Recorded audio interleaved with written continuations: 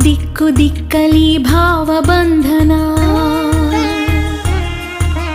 ಹರಿವ ನೀರೆಲ್ಲ ವೇದ ವಾಚನ,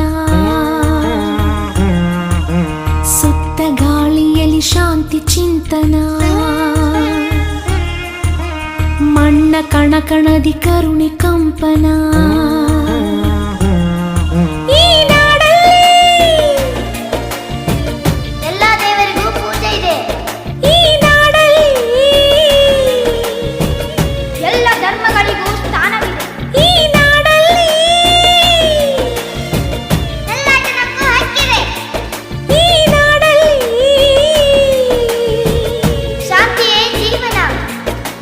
ನಕ್ಸಲಿಸಂ ಶರಣಾಗಲಿ